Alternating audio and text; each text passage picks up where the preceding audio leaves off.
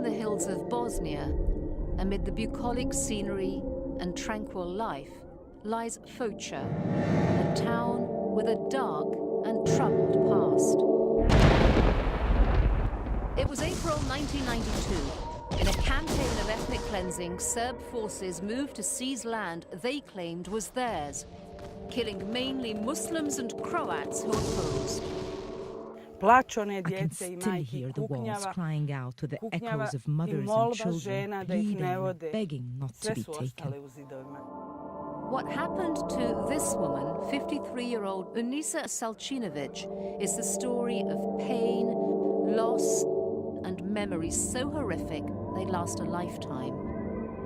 The story of how the trauma of war can haunt its victims long after the brutality has stopped.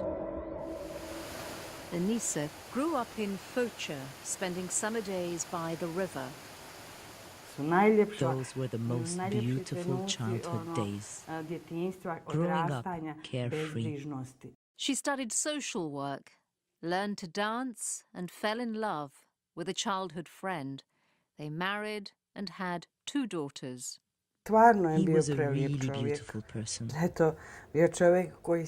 This was a man who laughed day and night. Someone who never in his life was angry. He was so happy. And so was she. She had family, friends, and a job she loved at this hospital. When these photos were taken, I could never have imagined the catastrophe that was about to happen. Neither could her husband, who was certain his multi-ethnic town of Foča, where people lived together peacefully as neighbors, would be immune to the violence sweeping other parts of Bosnia. No, he said, we won't flee. This is our Foča. But on April the 8th, the shelling and the shooting started. Neighbor turned on neighbor, and Unisa's perfect world fell apart. Her husband volunteered to take to the streets to defend the town they loved, while she and her daughters sought sanctuary in the hospital. We had one desire, to save the children. We all paced and cried and thought, how do we flee? We were all terrified. 10 days later came the news she'd feared. Her husband was captured, held with hundreds of other men in Foča's prison, now in the hands of the enemy. A month later, she got to see him. They were given only 5 minutes. When I saw him in the hall, he was no longer the same man.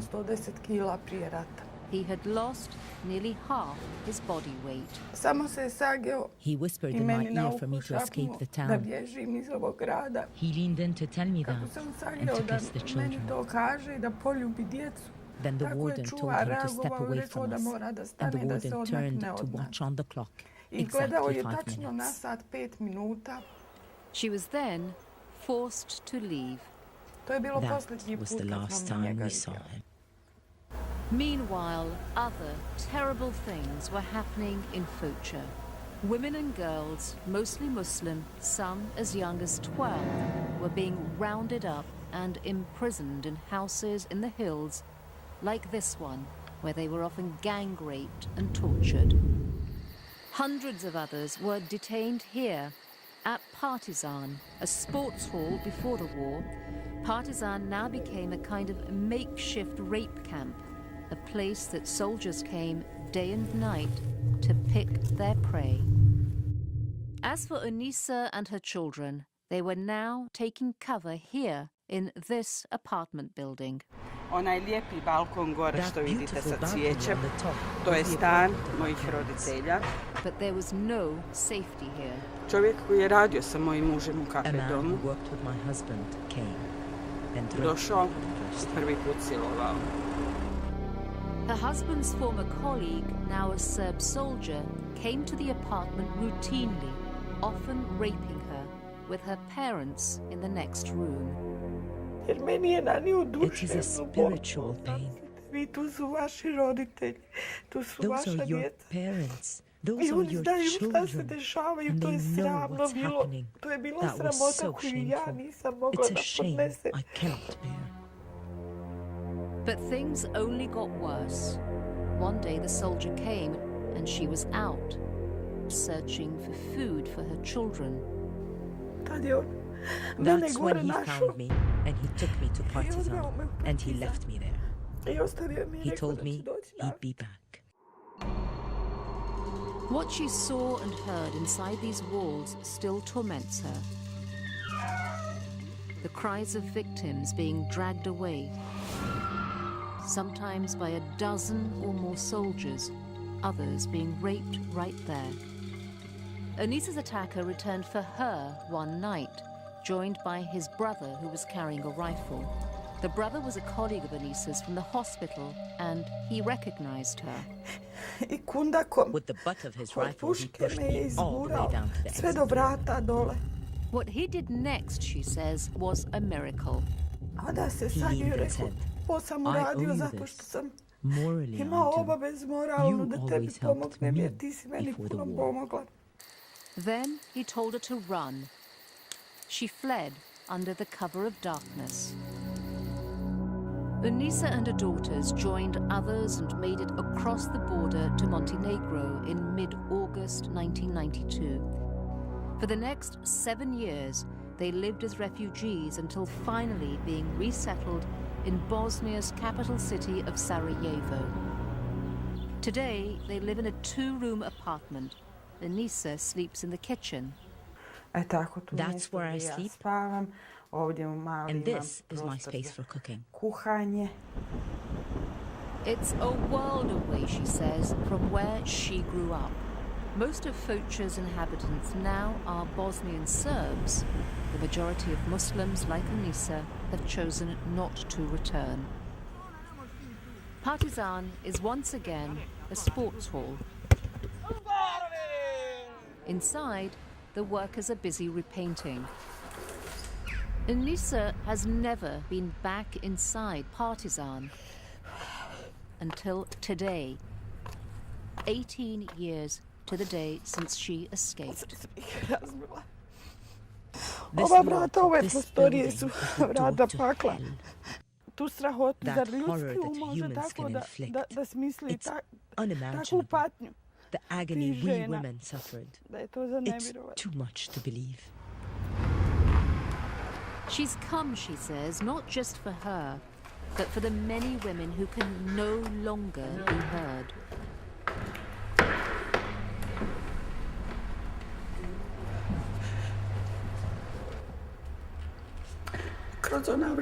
Through that door, they brought them in and out. And here there were mats laid out. Here there were hundreds of women.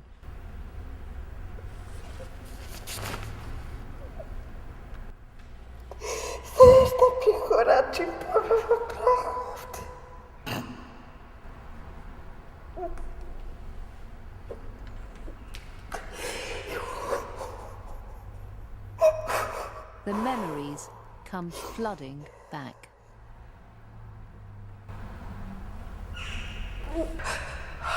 Every day and every night, women were taken.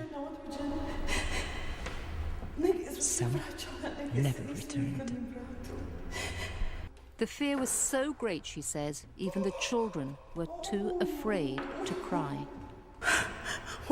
Here people died of starvation as well, only able to eat what little crumbs were left over from the soldiers. How is it possible for people to play table tennis here today? They're repainting so no one else can see what they did to us. They can't cover that up.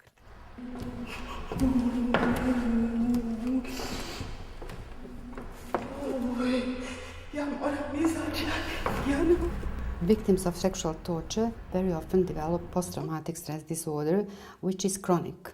Psychiatrist Dubravka Salcic is founder of Bosnia's Center of Rehabilitation of Torture Victims.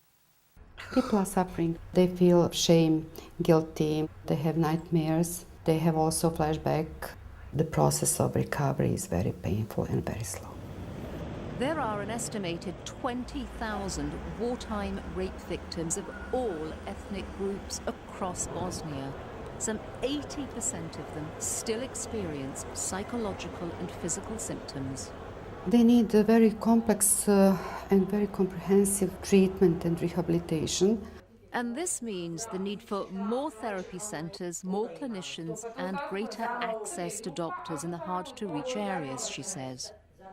But even 15 years after peace, securing this has been a challenge, contends Celia Judarea, Bosnia and Herzegovina's Assistant Minister of Human Rights and Refugees. A country, she says, is still in transition.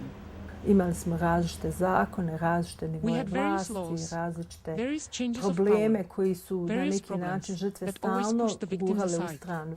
Their problems haven't gone away because time has passed.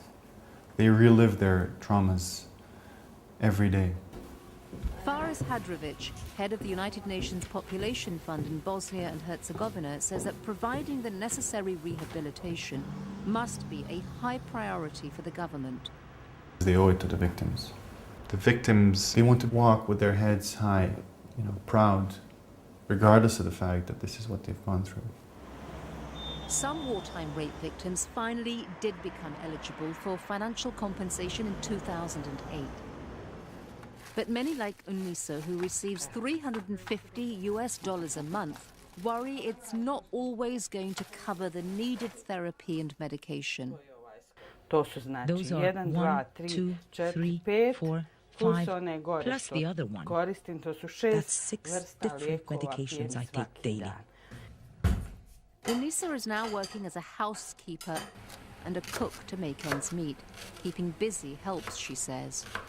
So does being there for others. She's founded a survivors group with some 2,000 members from all over Bosnia, each with her own story. For these women, the group has become a kind of informal therapy. They meet to sew, to talk, to cry. As for the question of securing justice, cases of rape in Foča were tried here at the UN's International Criminal Tribunal for the former Yugoslavia. The Foča trials made history, marking the first time an international tribunal prosecuted sexual enslavement as a crime against humanity. The trial began on March 20th, 2000. May we have the parties, please, the prosecution? The accused, Dragoljub Kunarac, Radomir Kovac, and Zoran Vukovic, all former Bosnian Serb fighters. Judge Florence Mumba. The three accused, who are ethnic Serbs, have been charged by the prosecution with violations of the laws and customs of war and with crimes against humanity. The prosecution opened. This is a case about rape camps in eastern Bosnia, whose uncovering in 1992 shocked the world. This is a case about the women and girls, some as young as 12 or 15 years old, who endured unimaginable horrors as the worlds collapsed around them. The trial lasted 8 months. Some 160 exhibits were presented. More than 60 witnesses testified. As you can see on the left, the verdicts were finally announced in February 2001. Will the accused Dragoljub Kunarac please stand? The trial chamber does not accept your defense of alibi. The trial chamber therefore finds you guilty. Also found guilty were Radomir Kovac and Zoran Vukovic. What the evidence shows is that the rapes were used by members of the Bosnian Serb armed forces as an instrument of terror. The men were sentenced to jail terms of up to 28 years. And while such verdicts bring some solace, Nenisa says that she will never really heal until she can bury her husband. She heard that he was shot, his body thrown into the river she played in as a little girl. His bones, together with those of hundreds of other people in Foča, have never been found. Ja bi najviše volila bi normalno. To nema vage da čovjek može izvagati, da se nađu makar ono što kažu koja koska da je pokupim, onaj sanduk da ga sahranim, da imam gdje otići, ostaviti cvijeće, ja i moja djeca. Her daughters, who she asked not to be filmed, are now in their 20s, both college graduates. Their father, Anissa says, would be proud. As for her, she finds comfort where she can, from the 11 family photos she managed to save from the war, now tucked safely in her purse, and the flowers she keeps on her small balcony, reminders of the beauty of the Foča she once knew. No matter how hard they tried to kill everything within us, within me, they killed nothing. Da u ime njih govorim I will not stumble. I neću pokleknuti as long as I can walk. Da hodam, ja ću se boriti, mene snage još ima za jedan ovakav život. Ne znam zdravstveno koliko ću moći, ali psihički